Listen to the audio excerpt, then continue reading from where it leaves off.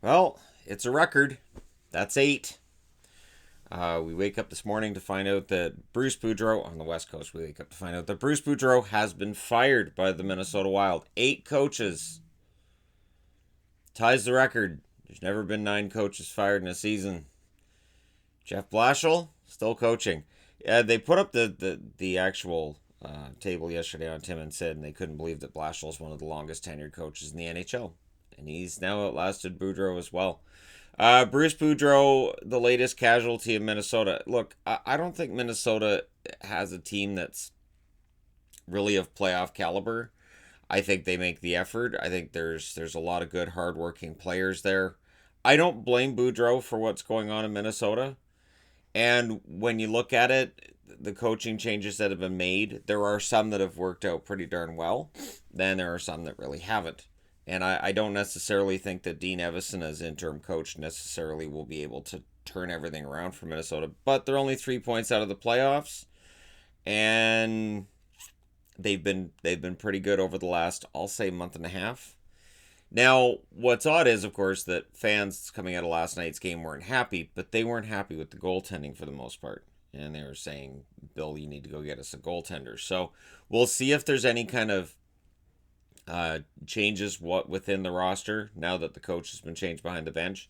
And apparently, Bill Guerin was quite vocal about, when Zucker got traded, there will be further changes if things don't start to turn around. But again, when you've got a team that everybody kind of looked at before the season started and said, probably not a playoff team, especially in the Central, that's going to be brutal. They're going to have a hard time. When they kind of sort of end up that way, the one problem with that is, of course, there are teams that have overachieved this year. So for Bill Guerin, he may look at some of the teams that have overachieved. He may look at his own roster and say, you know what, there's no reason we can't be there. So if you're a Minnesota fan, do you agree with this? Do you think this is what the problem was, or do you think the problem lies somewhere else? How will Dean Evason do? Dean Evason was a good player when he was in the NHL. Not a star player, but a good player. Could very well be a very solid coach. Some of the interim coaches end up becoming regular coaches, actual real coaches, not just interim. They get the interim tag removed.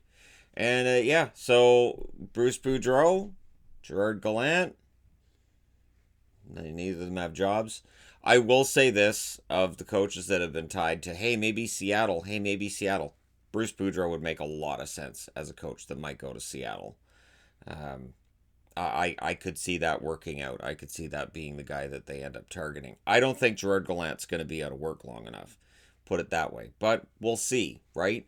Maybe Gerard Gallant ends up in Minnesota as the full-time coach. Some crazy things going on this year. Again, this is 8 coaches fired. So if you feel like there's a lot, this 5 times in NHL history we've seen 8 coaches fired during the season. We've never seen 9.